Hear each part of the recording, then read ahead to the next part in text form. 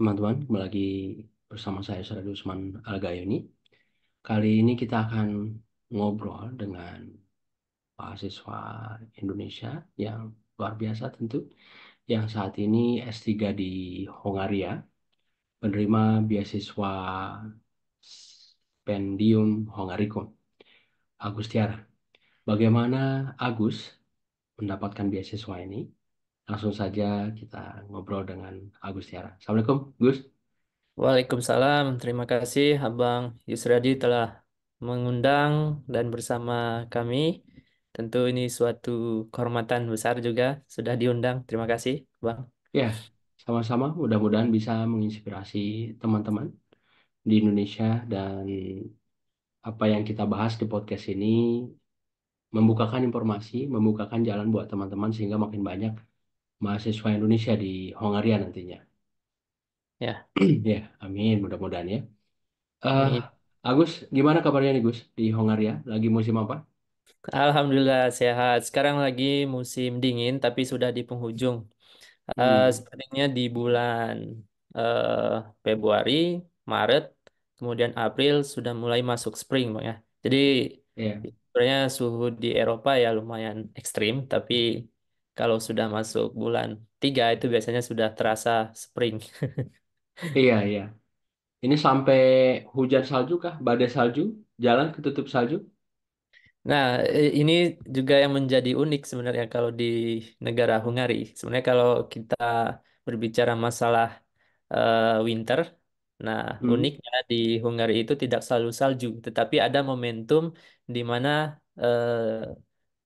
setiap minggu ataupun beberapa kali dalam seminggu itu pasti ada salju, terutama di bulan Desember ke Januari. Nah, itu mungkin hmm. puncaknya kalau di Budapest ataupun di Hungari gitu ya. Nah, ini lumayan lumayan membantu juga untuk orang-orang Indonesia yang belum terlalu beradaptasi dengan suhu ekstrim di Eropa. Iya, iya. Paling dingin minus berapa? Sejauh ini yang pernah dirasakan selama di Hungari kurang lebih sekitar -5 itu sepertinya udah paling paling paling dingin gitu. Tapi ya memang itu yang menjadi menjadi keunikan juga di Hungaria. Hmm. Iya, iya. Sama ini di London juga sudah penghujung ini, Mm-mm. penghujung musim dingin dan tidak seperti di bagian utara. Ya kalau Baru 2 kali turun salju dan itu juga nggak lama ya. ya Dan memang nggak terlalu dingin, nggak se ekstrim yang di bagian utara Scotland. ya Jadi pelan. eh, insya Allah gampang menyesuaikan karena tidak terlalu dingin juga ya. eh, Apalagi sampai -20-an, nggak, paling belasan. Oke Gus. Jadi ini kita kembali ke persoalan beasiswa tadi.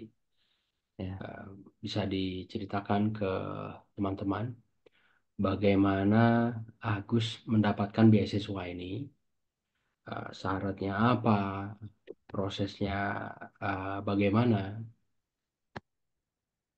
Nah, jadi memang eh, berbicara masalah beasiswa ini tentu prosesnya panjang, Bang ya. Jadi tidak semata-mata kita lihat apa yang sudah diraih sekarang gitu kan.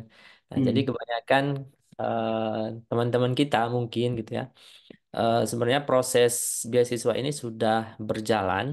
Artinya sudah dipersiapkan, mungkin kita tidak menyadarinya sudah dari sejak S1 gitu mulai berproses. Kemudian baru sampai tahap ini kita punya suatu persiapan khusus gitu, terutama untuk program dokter itu memang benar-benar saya mempersiapkan secara khusus.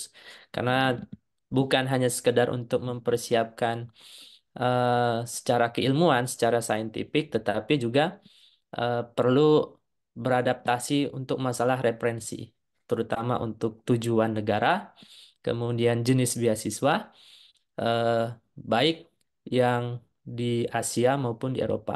Nah, jadi ini tidak dalam satu paket gitu, tetapi ada proses sebelum mendapatkan beasiswa S3 ini. Nah, alhamdulillah pada tahun 2023 saya mendapat kesempatan sebagai penerima beasiswa S3, yaitu beasiswa pemerintah Hungaria atau dikenal dengan Stipendium Hungaricum. Jadi Stipendium Hungaricum ini adalah beasiswa pemerintah yang juga bekerja sama dengan pemerintah Indonesia. Nah, mulai 2023, bagi yang penerima stipendium Hungaricum juga akan mendapatkan bantuan top up dari LPDP. Jadi seperti ada kerjasama antara stipendium Hungaricum dengan LPDP gitu. Jadi ini menjadi eh, anomali tersendiri, kenapa stipendium Hungaricum saat ini menjadi pilihan banyak eh, pencari beasiswa gitu, Bang. Jadi untuk saat ini saya sudah berjalan 2 tahun untuk eh, penerima stipendium Hungaricum, dimulai dari 2023 gitu. Iya, jurusan apa? Nah, Kemudian kampusnya dan kenapa memilih Hongaria? ya, dan ini juga pertanyaan yang sangat menarik ya kalau berbicara masalah jurusan. Karena memang saya di S1 itu kan ilmunya backgroundnya political science, ilmu politik. Hmm, Nah, tetapi concern isu dalam selama proses itu lebih mengedepankan isu-isu lingkungan, kebijakan lingkungan, isu-isu sustainability development. Jadi memang concernnya itu terhadap pengelolaan ataupun tata kelola yang berkelanjutan. Sehingga ini yang menjadi dasar saya mengambil kebijakan publik atau administration publik di Konken University juga. Nah, tetapi pendekatan ini ternyata tidak cukup, Bang.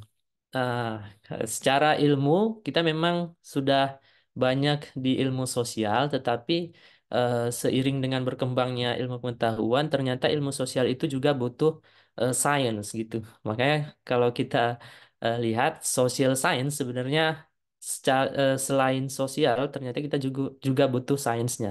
Sehingga di S3 saya lebih memilih Fakultas Sains, terutama di jurusan Environmental Science secara lebih spesifik untuk mengkaji ilmu-ilmu lingkungan maupun tata kelola yang berkelanjutan.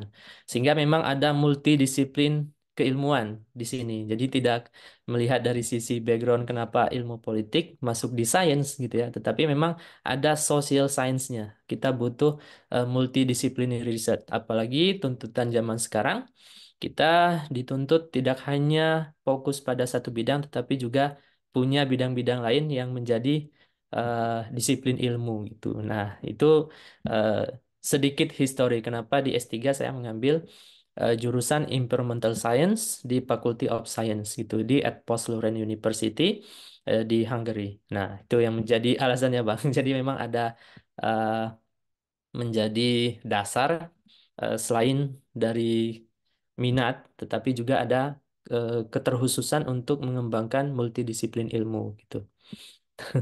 ya, ini menarik. Lingkungan Hmm, dan sustainability. Ini ya. ini seperti apa nih?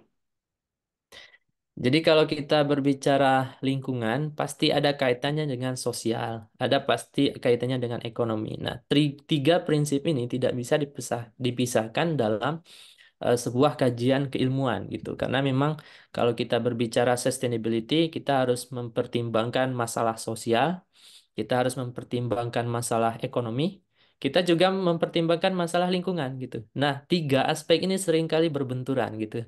Ada yang memang dalam pembangunan itu kita fokus hanya di sisi ekonominya saja, tetapi menimbulkan banyak masalah di isu-isu lingkungan, baik itu di isu-isu sosial juga. Nah, sehingga kalau kita berbicara masalah sustainability, tentu ada prinsip keberlanjutan, di mana ada mempertimbangkan aman secara lingkungan, eh, sufficient secara ekonomi, kemudian ramah untuk sosial gitu ya. Jadi ini yang yang menjadi concern tidak hanya di Indonesia sebenarnya, tetapi juga di perkembangan ilmu pengetahuan secara luas di dunia saat ini sudah mengembangkan konsep yang saya kira sudah diperkenalkan dari dulu gitu, yaitu Sustainable Development Goals gitu kan. Kalau kita mengenalnya lebih ke SDGs sebenarnya.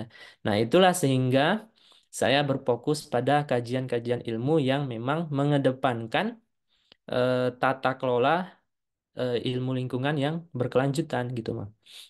Nah, itu juga yang menjadi referensi mungkin bagi teman-teman di Indonesia bahwa saat ini gitu ya, kajian-kajian keilmuan itu tidak dituntut untuk satu bidang juga gitu ya, tetapi kita juga harus mengembangkan dalam aspek multidisiplin, lintas sektor gitu ya, lintas keilmuan. Dan itu yang menjadi apa? Menjadi baseline ataupun menjadi blueprint saat ini untuk ilmu pengetahuan gitu. Nah, itu sejauh ini yang saya lihat gitu, Bang. Ya. Dan ini tadi Gus, Ya, untuk jurusan tadi sudah ya, dijelaskan. Kenapa sampai memilih kampus ini dan negaranya pilihannya Hongaria? ya. Tentu Nah, tadi soal top up ya, ya, ya ini alhamdulillah ya ya, ada tambahan. ada tambahan dan baik, memang kalau untuk referensi sebenarnya Hungaria secara umum mungkin belum banyak diketahui orang gitu Bang ya. Apalagi untuk beasiswanya.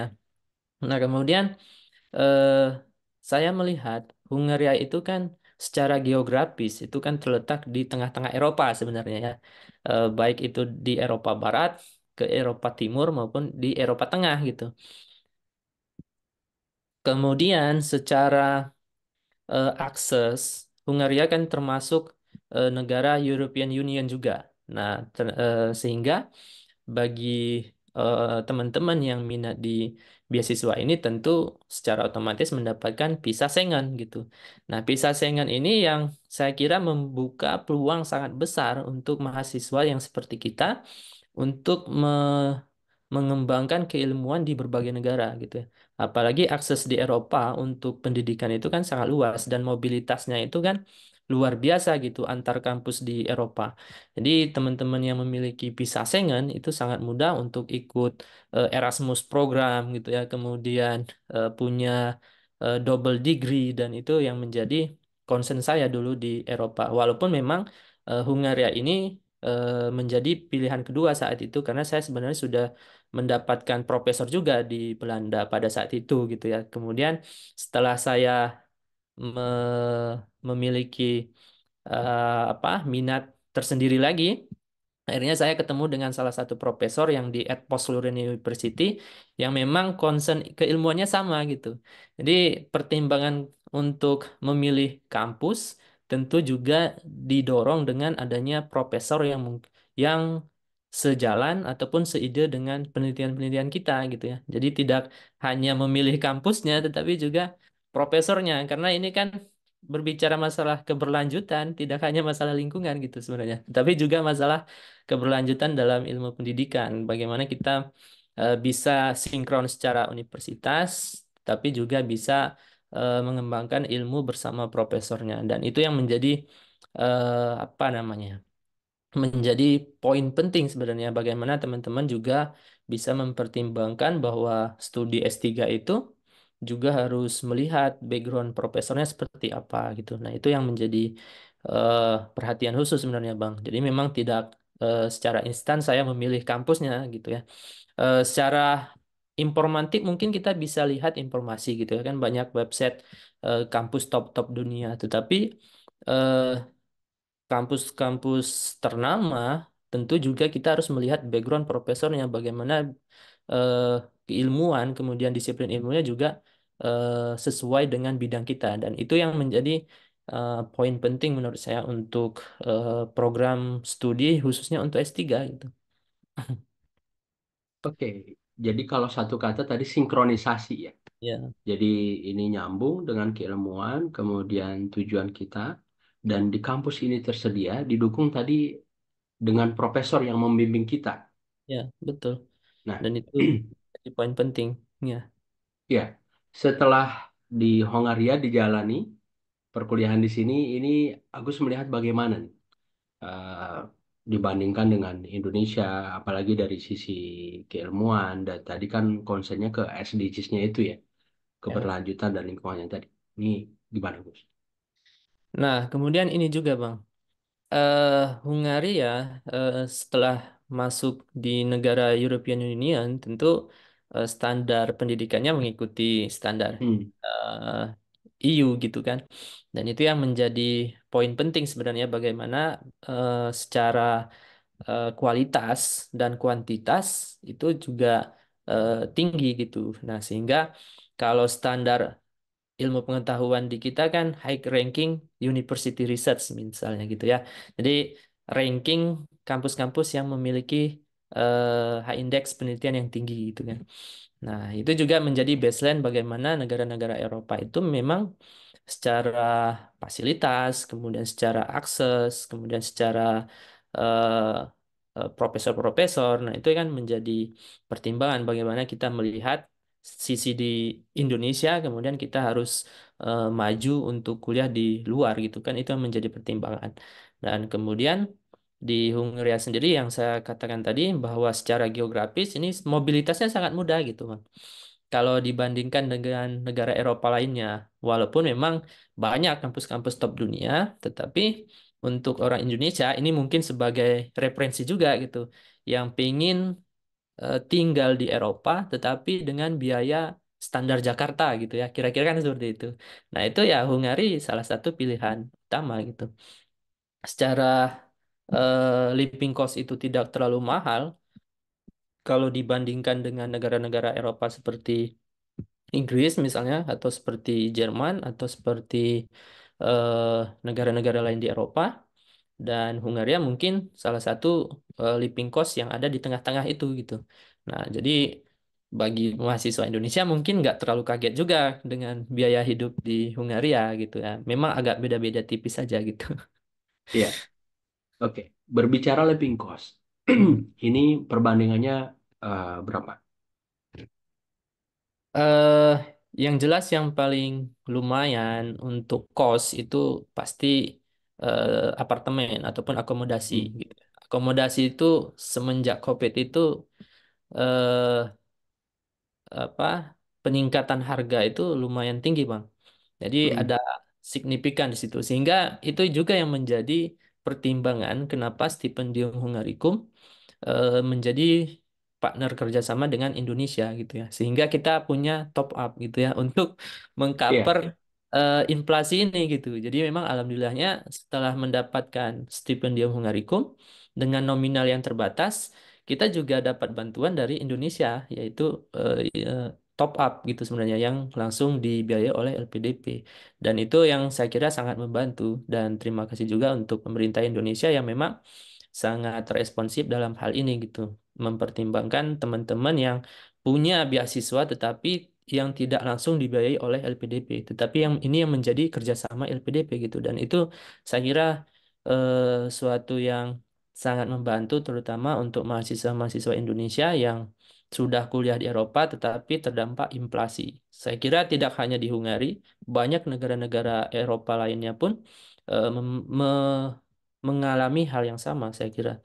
Dan yang jelas secara perbandingan tentu akomodasi kalau kita bandingkan untuk harga makan, kemudian harga pokok, kebutuhan pokok gitu ya. Sepertinya hampir sama tapi agak lebih mahal dikit. Range-nya itu yang mungkin sekitar 20-40 gitu. Artinya 20% sampai 40% perbandingannya itu antara harga di Jakarta ataupun di Hungari. Tetapi yang paling signifikan tentu akomodasi. iya. Ini full cover ya, beasiswanya ya. Eh, nah ini juga perlu diterjemahkan juga full cover ini artinya kita dapat biaya pembebasan biaya kuliah gitu ya. Hmm. Kemudian asuransi kita dapat, dibebaskan biaya visa, Hmm.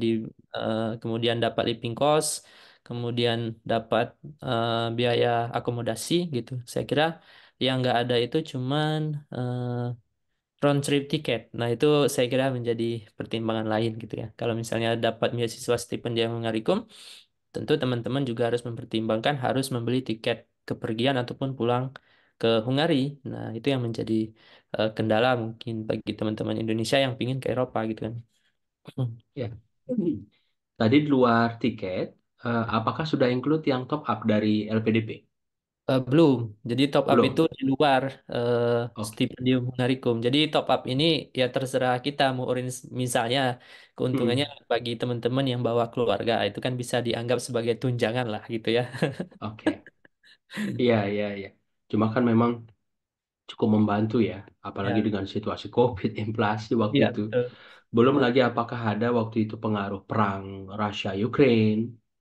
Nah, tentu tentu ada ya kayak inflasi tadi ya. Ya, betul. Nah, makanya sampai tadi pemerintah Indonesia seresponsif itu, kemudian ada tambahan. Ya. Dan ini mata uang Hongaria berapa rupiah nih? Oh ya. Nah, kalau di Hungaria mereka punya mata uang sendiri namanya forint. Forint itu Rin. satu forint itu mungkin sekitar 400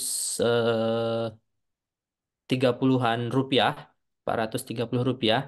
Tetapi Hmm, jangan dilihat dari nominalnya, karena memang kalau oke. kita konversi dengan sekali makan gitu, misalnya sekitar 3.500 porin gitu. Nah, kalau Hmm, kita konversi ke rupiah mungkin sekitar 150 ribuan gitu ya. Walaupun memang nominalnya kecil, tapi kalau untuk kebutuhan dia lumayan tinggi gitu ya. Jadi nilai konversinya memang kecil, tetapi ketika di apa dipakai untuk belanja, dipakai untuk kebutuhan kehidupan sehari-hari, tentu nilainya berbeda. Misalnya sekali beli makan itu sekitar 3.500 sampai 4.000 itu. Nah, itu range-nya gitu. Saya kira hampir sama dengan di beberapa negara Eropa sekali makan itu yang 10 euro atau berapa gitu, Mas. iya. Ya balik lagi ya, Hmm. kebijaksanaan mengelola ini ya. Ya, betul. Jadi kalau misalnya lebih pun kita ngelolanya tidak bijak, ya tetap minus ya, Gus ya. Ya, betul Bang. Jadi memang tergantung bagaimana kita mengelolanya. Apalagi untuk mahasiswa biasanya kita lebih melihat eh, apa manajemennya seperti apa. Hmm, Misalnya apalagi kita lebih prepare dengan makanan halal gitu mungkin bisa ya kan. Jadi lebih ya. prepare untuk masak sendiri atau beli kebutuhan pokok kemudian atau seperti apa. Nah, itu yang kan menjadi pertimbangan juga sebenarnya gitu. Tambah puasa Senin Kamis ya, Oh, mengurangi kos juga. itu tidak tidak hanya mengurangi kos tapi juga menambah nilai-nilai Iya, nilai rohanian gitu. sehat ya. Tapi ini eh, kira-kira per bulan aman ya. Bahkan bisa Ya, dari dari per paparan kapita. Agus tadi bisa saving bahkan ya. Ya, Ya, insya insya Allah Allah. ya tercukupi. Terkecuali bagi teman-teman yang mungkin punya eh, keluarga seperti misalnya dua anak, kemudian atau Hmm, punya beberapa anggota keluarga lah seperti itu. Nah, itu mungkin menjadi pertimbangan lagi gitu, karena kan harus mengcover asuransi, kemudian harus ya. punya tambahan biaya khusus gitu. Saya kira itu juga menjadi catatan penting gitu ya. Tapi untuk couple eh, yang yang tinggal berdua, saya kira itu lebih dari cukup gitu. Ya, apalagi tadi kan sebagian besar ditanggung ya. Eh, Ya. tiket pulang pergi juga berapa sekarang? PP Nah, Indonesia sekarang Hongaria. itu, nah ini juga menjadi informasi sebenarnya. Entah kenapa, Bang ya. Jadi memang kalau kita lihat persentase harga tiket ke Eropa di bulan Agustus September itu cenderung naik gitu. Hmm, Wah, nggak tahu apakah memang ada eh, penilaian khusus di situ. Tetapi memang kalau kita beli di luar itu gitu ya, saya kira round trip tiket pulang pergi itu sekitar 10 jutaan pun dapat gitu atau 12 jutaan. Nah, tetapi dalam momen apakah itu memang kedatangan mahasiswa atau seperti apa gitu ya, mungkin maskapai ya, punya penilaian itu cenderung lebih mahal gitu. karena permintaannya tinggi ya. Ya, Apalagi kalau misalnya berangkatnya dekat waktu gitu ya. Jadi ini juga disiasati teman-teman yang mau keluar ya, misalnya jauh-jauh hari begitu. ya, Jangan, jangan betul. dadakan. Ya, itu sangat direkomendasikan lah jauh-jauh hari. Tapi memang bagi teman-teman mahasiswa terkadang dia mengejar waktu registrasi, Bang. Jadi mau Iya, nggak mau bulan September Agustus harus tiba di Eropa kan. Kan itu yang menjadi Iya, iya. Dan ini bawa keluarga atau masih single? Alhamdulillah sudah Udah membawa nikah? istri gitu ya, sudah menikah baru beberapa bulan dan saya langsung bawa. Memang 1 tahun mendapatkan beasiswa saya sendiri dulu tinggal di Hungari. Hmm. Kemudian setelah proses akademik berjalan, saya baru kembali ke Indonesia, baru membawa istri gitu. Biasanya memang seperti itu. Kita harus diwajibkan datang sendiri dulu di Hungari, menjalani proses akademik, baru bisa mengajukan reunification family visa namanya. Dan itu bisa Ya, membawa keluarga. dan kan perlu adaptasi juga ya. Ya, Belum lagi nyari tempat tinggal begitu ya. betul. Kalau misalnya langsung dibawa kan repot juga. Belum Repot juga. persoalan aturan tadi ya, Gus ya. Ya, yang repot cukup kita ya, Bang ya. Kalau istri jangan. Iya, iya, iya, iya. Nah, ini suami yang baik seperti itu dan ini jadi pertimbangan juga buat Ya. teman-teman yang bawa keluarga, apalagi yang sudah punya anak, tanggungan ya. Tentu ini tantangannya berbeda dengan yang single ya. Nah, ini balik ke syarat syarat beasiswa tadi, Gus. Apa yang menjadi syarat dan Hmm. itu proses seleksinya bagaimana waktu itu? Nah, jadi sebenarnya gini Bang, eh, beasiswa ini kan saya katakan kompetitif iya, tapi ada pengecualian juga gitu. Nah, kenapa gitu? Kompetitif secara persyaratan oke itu karena memang eh, Stipendium Hungaricum kan dia bekerja sama dengan pemerintah Indonesia, khususnya Dikti gitu ya. Nah, jadi proses pendaftaran itu kita langsung ke Stipendium Hungaricum. Nah, tetapi untuk proses seleksinya, dokumen dan sebagainya itu tetap ada di Dikti gitu.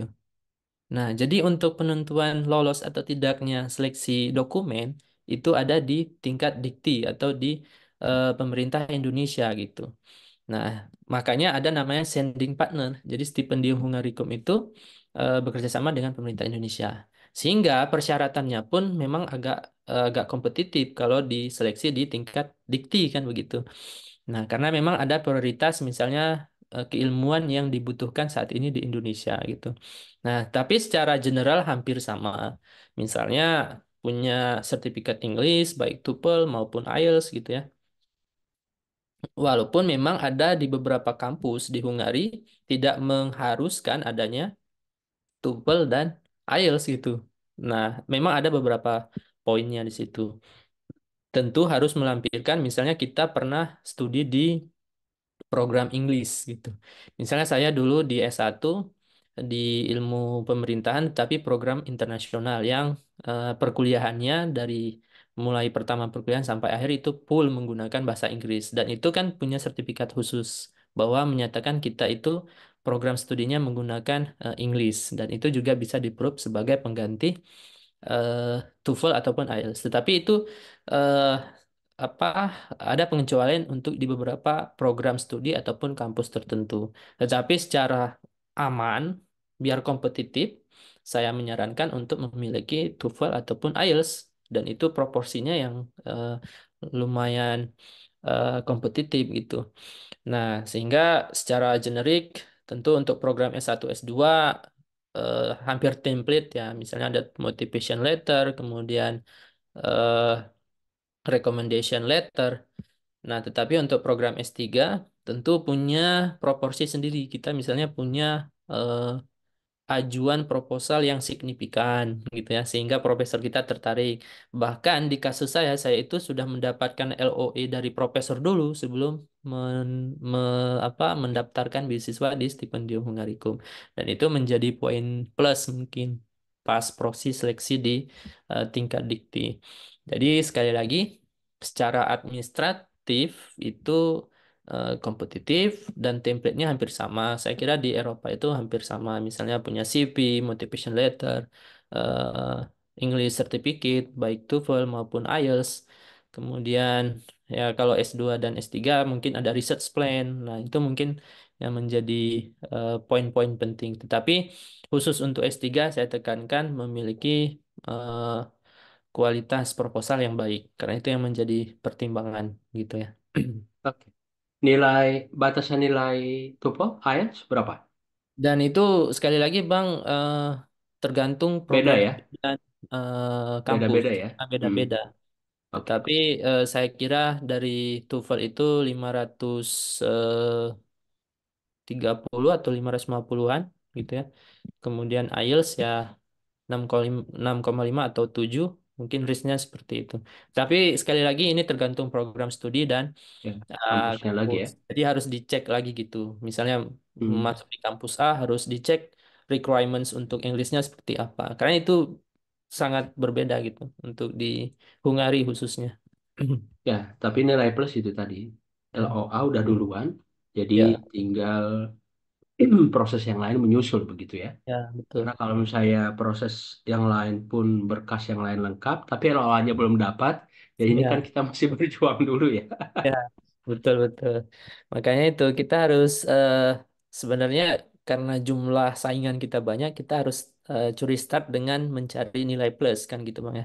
Jadi Iya, mempersiapkan lebih awal, baik itu secara dokumen maupun secara pengalaman, dan itu yang menjadi poin penting juga sebenarnya. iya. Sebelum ke Hongaria ada nyoba beasiswa yang lain nggak? Secara khusus belum, tapi pernah Hmm, direkomendasikan. Saya itu iya. karena terlibat banyak di dunia penelitian, dunia research, jadi ketemu banyak profesor gitu ya. Kemudian diajak, bagaimana Hmm, kamu kuliah di kampus saya aja gitu. Bagaimana kalau kamu menjadi mahasiswa saya? Dan itu ada di beberapa negara, termasuk di Finland, di Belanda, kemudian ada yang di Jerman, dan itu yang menjadi pertimbangan juga kemarin itu. Bahkan ada di Asia pun gitu. Nah, sehingga dari pertimbangan ini semua, saya kira secara administratif, secara planning, saya benar-benar apply S3 itu untuk yang stipendium Hungarikum gitu. Tetapi yang lain itu biasanya by project, by research untuk yang S3. ya balik lagi yang persoalan awal tadi, ya Gus ya. Ya, Nyambung dengan latar kita, tujuan, dan betul. ketersediaan profesor, arah risetnya begitu ya. Ya, Karena betul. ini kan S3 ya. Ya, S3 itu emang dunia gitu ya, dunia penelitian, dunia research gitu. Jadi memang jaringan untuk profesor, kemudian jaringan kita berkolega dengan dari berbagai kampus itu kan terbuka sekali gitu untuk S3 sebenarnya. Jadi sebenarnya kalau S3, kalau profesornya oke, sebenarnya secara administratif oke gitu ya. Artinya Iya. eh, eh, yang lainnya menyusul gitu. Tetapi nah itu yang poin penting sebenarnya kalau kita udah punya profesor nanti diarahkan. Kamu apply-nya ke sini, Hmm. kontaknya seperti apa gitu. Jadi memang itu yang menjadi informasi khusus juga buat teman-teman yang ingin studi S3. Punya proposal yang baik, kemudian ya coba kontak langsung dengan profesor yang sekiranya bidang studinya berkaitan, bidang studinya punya kemiripan. Saya kira eh, hampir semua yang kita kontak itu menjawab itu ataupun diarahkan. Sepertinya riset kamu ini cenderung ke profesor ini. Ini saya kontaknya saya kasih, silakan hubungi, dan itu yang menjadi informasi kan sebenarnya. Jadi teman-teman cobalah membangun komunikasi, kemudian membangun relasi melalui pengalaman itu tadi. Karena untuk peluang beasiswa S3 sebenarnya itu terbuka sangat luas Bang sebenarnya. Nah, tinggal ya itu tadi ya, persiapan kita seperti apa. Iya, benar. Apalagi kan sekarang informasi terbuka luas ya. Ya, Jadi terutama teman-teman yang kelahiran 90-an, 2010-an ini sudah semakin mudah dibandingkan seperti masa saya, generasi milenial awal. Nah, itu kan tidak seterbuka sekarang. Tidak ya, semudah sekarang dan tidak sebanyak sekarang kesempatannya. Jadi eh, tinggal maunya lagi sih saya pikir, Gus. iya, Maunya lagi dan mudah-mudahan podcast ini bisa membantu teman-teman yang ingin ke luar juga. Nah, betul. ini eh, tadi sebelum S3 disinggung sudah dapat profesor. Oh ya, jadi nah itu kenapa Itu saya, gimana ceritanya itu? jadi pas S2 sebenarnya di tahun kedua, saya itu terlibat banyak kegiatan, misalnya ikut conference gitu, banyak international conference, kemudian ikut research project gitu. Dan masa kuliah S2, selama proses perkuliahan itu, saya dihubungkan dengan profesor di Belanda. Dan profesor Belanda ini udah siap gitu. Kamu persiapkan aja dokumen, kemudian karena penelitianmu bagus, kemudian saya bisa menjadi profesor eh, selama perkuliahan. Apalagi di Belanda mungkin secara beberapa kampus publik itu kan kuliahnya gratis. Hanya saja mempertimbangkan living cost. Tapi kan profesornya mungkin punya research project. Nah, jadi di S2 pun selain saya punya profesor di S2, saya juga punya kontak di beberapa kampus karena memang kita punya apa ya namanya itu eh, scientific world. Jadi memang di dunia akademik itu kita terhubung dengan profesor-profesor ataupun peneliti-peneliti di dunia itu sangat terbuka sebenarnya, Bang. Nah, sehingga kalau misalnya interest penelitiannya berdekatan, menarik, dan itu langsung diusulkan untuk menjadi mahasiswanya gitu. Nah, sehingga saya pada saat itu merasa sangat terbebani karena selain mempersiapkan tesis gitu ya, harus mempersiapkan proposal S3 gitu. Sehingga saya menunda dulu untuk kuliah di Belanda pada saat itu. Nah, sehingga profesor yang di Belanda sampai saat ini memang masih tetap komunikasi, kemudian nulis bersama, dan itu kan menjadi apa? Menjaga komunikasi, menjaga koneksi. Nah, itu yang penting. Jadi selama kuliah di S2 pun tentu profesor ini penting untuk menjalin kerjasama ke depannya gitu. Jadi kalau di S2 kan saya di Thailand, Bang. Di Hmm. Konkan University. Kemudian selama proses perkuliahan S2, saya punya profesor di Thailand sebenarnya. Nah, Hmm. kemudian setelah mengikuti kegiatan penelitian bersama, research project gitu ya, ada yang dari Belanda, ada yang dari Thailand, ada yang dari Indonesia gitu, tiga Hmm. negara.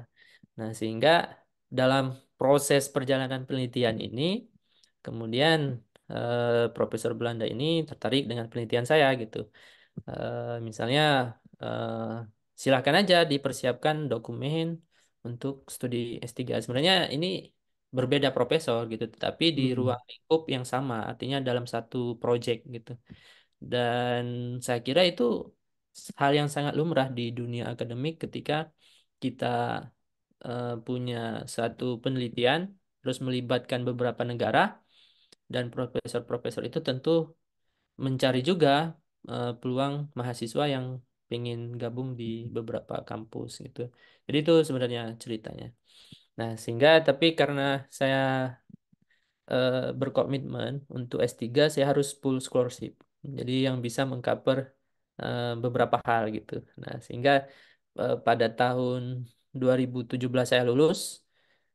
Setelah itu bekerja beberapa tahun, baru kembali lagi untuk S3 gitu. Jadi ada jeda sebenarnya.